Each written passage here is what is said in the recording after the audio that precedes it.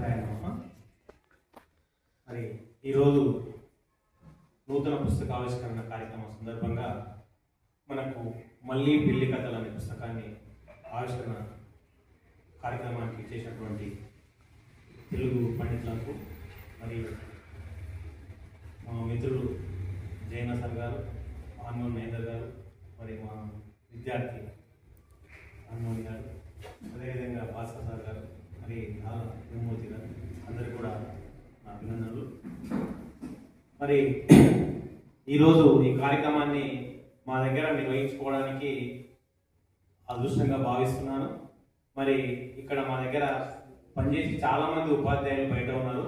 దాంట్లో మహేందర్ గారు, మరి జయన్న గారు, తర్వాత మోహన్ రావు గారు, వీళ్ళంతా కూడా మా దగ్గర తెలుగు పండితులు పనిచేశారు. అప్పుడు మంచి వాళ్ళు తెలుగు పండితులే కాకుండా తెలుగు పైన పట్టున్నటువంటి పండితులుగా ఉన్నారు. ఆ యొక్క సందర్భంగానే లేదా ఆ స్నేహపూర్వకంగానే ఆ అభిమానంతోనే ఇక్కడికి వచ్చారని అనుకుంటున్నాను. నేను కూడా తెలుగు పండితునే, అయితే గత 10 సంవత్సరాల నుంచి సబ్జెక్టు మర్చిపోయి ప్రిన్సిపల్గా ఉన్నాను. కాబట్టి ఆ సబ్జెక్టును అంత ఇప్పుడు నిల్లుగా ఉంది. సో ఏదేమైనా ఈ కార్యక్రమాన్ని మా దగ్గర నిర్వహించినందుకు మేము సంతోషిస్తూ, భవిష్యత్తులో మళ్ళీ మీరు ఏ కార్యక్రమాన్ని అడిగినా ఏర్పాటు చేయడానికి సిద్ధంగా ఉన్నాను చెప్తూ ఈ యొక్క కార్యక్రమాన్ని